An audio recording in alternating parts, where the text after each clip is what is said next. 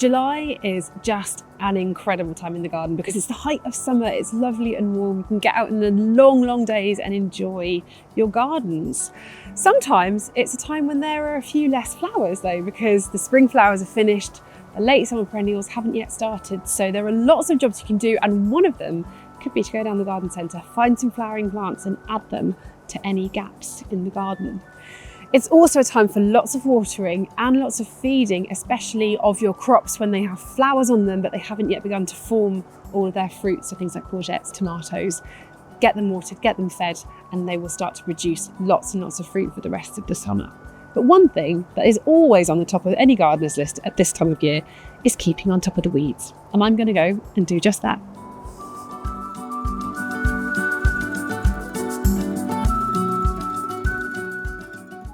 Weeding can sometimes be a slightly contentious issue because what is a weed? Everyone's definition will be different. Essentially, it's a plant that is growing somewhere you don't want it to grow. It could be a lovely cultivated plant, vervain, seeds itself everywhere here, or it could be a wildflower or a native flower like a nettle. Depending on the area, you might remove it, you might let it be. Obviously, a lot of native wildflowers have huge benefits for biodiversity and creatures that use the garden, so I don't ever remove all of them, but let some stay in some places. But this is a functional space in the garden. This is a pathway, so it needs to be accessible, and there are lots of self-seeders in this pathway. So here, I'm going to call them weeds and I'm going to remove them. Now the classic is the dandelion, which there's one of here. Thick taproot, that will go right down into the ground and it's pretty hard to get up. If you put that root on the compost heap, the dandelion will still grow. But the good thing is that that root is also bringing up huge amounts of nutrients from deep in the soil. So if you let some stay in the garden, A, they're covered in flowers, B, you can eat every part of them, and C, they will improve your soil as well. When it comes to removing something, especially like that, you want to carefully choose your tool. I have a little selection here. So the standard would be something like a hand fork that has 3 prongs that go underneath a plant and will prise it up, and that's perfect for an annual or for a lot of perennials. For something that has a deeper root like the dandelion, I'd be more inclined to use a trowel instead, because you're going to be able to really prise that root up.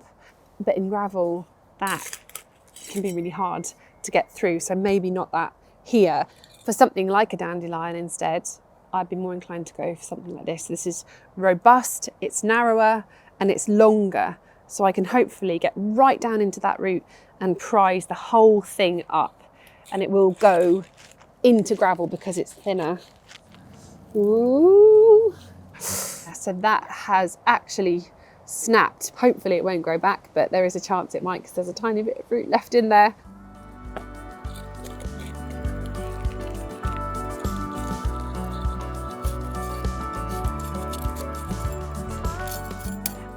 Hopefully this path will be nice and tidy for the next few months. But this was a relatively straightforward weeding job, and there are some weeds that gardeners find to be real nemesis plants. I'm talking perennials like horsetail, ground elder, and then of course bindweed. And there's one here that I'm going to go and try and tackle now.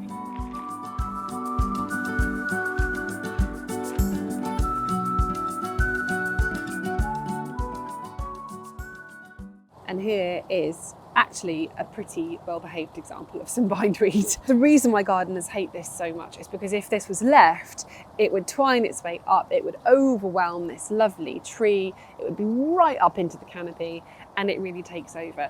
It also twines its way around stems, which can strangle plants and pull them down.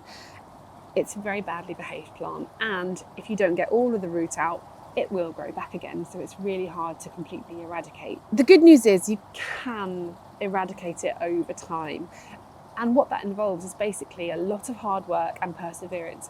You have to dig the roots out each time, trace them back, get the whole root out. Don't put it on the compost heap, put it in the green waste or put it on the bonfire, and just keep doing that. Be really, really persistent. This is small now, and if you do this 4 or 5 times a year, eventually this will be gone. Right, I'll dig this one out, and that will be the next phase of the battle. There we go. The good thing is that bindweed roots are easy to find in the soil because they are bright white in their first year of growth. And it really is important just to trace it back. It does a bit like the vine at the top does and extends quite a long way. So here's the, oh look, there's more root going that way. So it's just a case of really prizing each little section out and getting the whole lot out as much as you possibly can.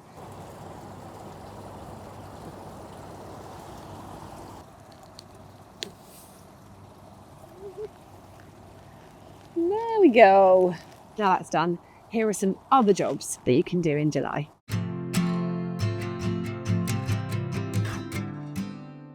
It's July and many of you will be going off on holiday and worried about those beautiful containers that you've created. So here's a quick tip. Bring as many of them together as you can, maybe in the shade of a wall if you can, somewhere shady and cool. Bringing them together creates a little microclimate. And then what you need to do is, where you can, take the feet off of the pots because you now want them to be able to keep moisture within them. Deadhead any flowers because you're not going to be there and you want them to be produced for when you get back. When you're deadheading, depending on how brave you are, you can either just take off the old spent flowers, or depending how long you're going away, you may even want to take off some of the ones that are flowering now so that you really are pushing that plant to flower for when you're back. I would certainly do it with something like dahlias. You want them to be flowering on your return. Give them a really good soak. If you've got any trays, fill those up with water as well. And then by the time you come back, your plant should still be okay. Maybe you've been able to get a neighbour to come round and help you, but if not, have faith, have a great holiday and see your containers when you get back.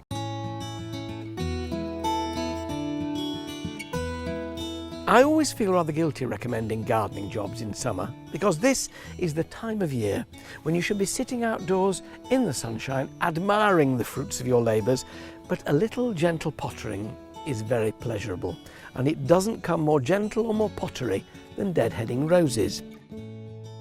When they've finished their first flush of flower, you don't want to leave them with all these dead blooms on, unless of course it's a particular rose species or variety which has good hips.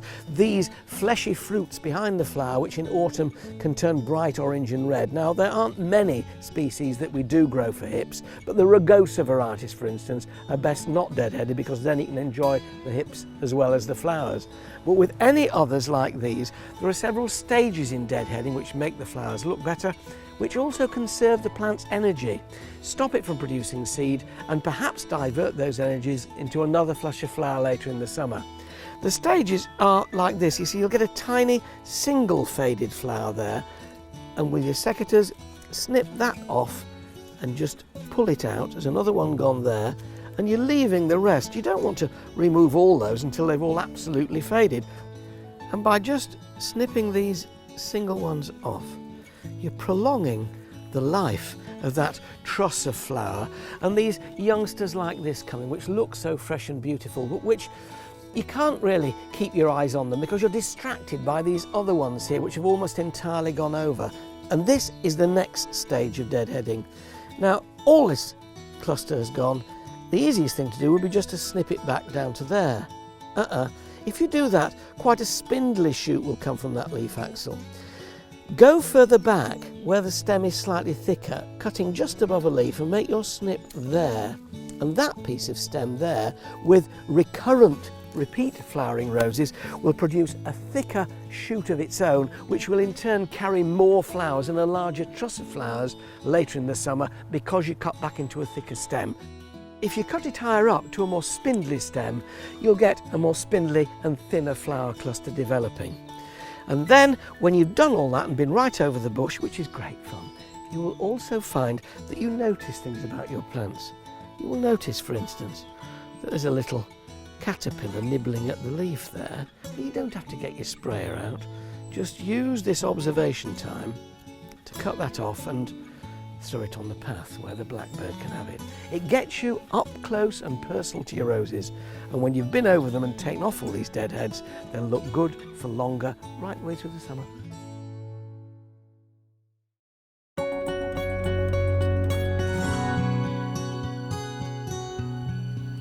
key thing about growing fruit trees and fruit bushes is that you want to maximise the amount of fruit you get for the space they take up in your garden. If you prune during the winter, you'll encourage your plants into really strong, vigorous growth.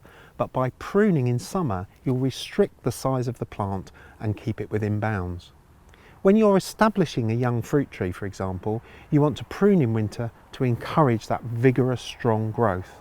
But by the time you've got it to the size you want, like this tree, then summer pruning is what you need to do. And you can summer prune any time between June and August. Take this shoot, for example. It started growing back down here from a single bud right back in the spring, and it's made about 12 inches or 30 centimetres of growth in that single growing season to date. If we left that unpruned now, by the time we get through to the winter, it'll be more than twice the length. And that means that that woody shoot would be more difficult to prune, and we'd have those woody prunings to get rid of. So pruning back now will prune back the nitrogen-rich growth, and we'll leave the buds flushed with potash or potassium that will encourage flower bud formation and more fruit. So let's start with this shoot. Trace down the shoot right back down to the base, and you'll find that there's a spiral of leaves at the bottom where the plant started into growth first.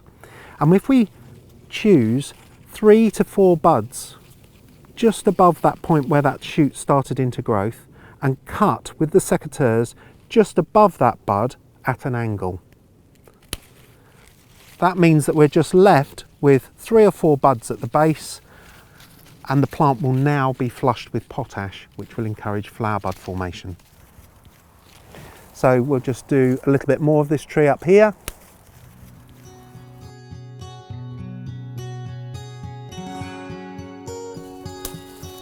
And you can already see the volume of material that I've taken off. And if we pruned that in the winter, that would all be woody, hard material that we'd either have to shred or we'd have to cut it up and take it to the dump or burn it. But this time of year, it's still soft and pliable, and we can simply chuck it in the wheelbarrow, take it off to the compost heap, and it will rot down in about 6 to 8 weeks.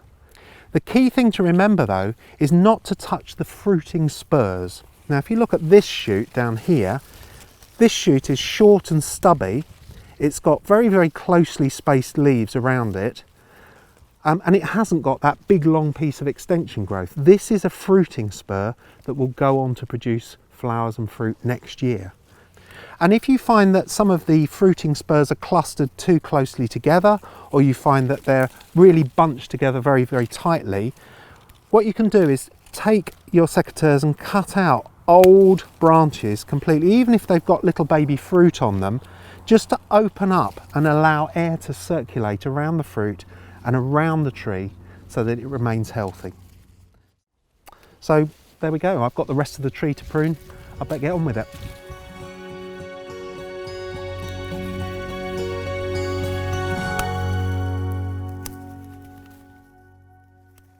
If you've enjoyed this video, then don't forget to subscribe and you'll get plenty more. And I'll be back next month with some more seasonal gardening tips.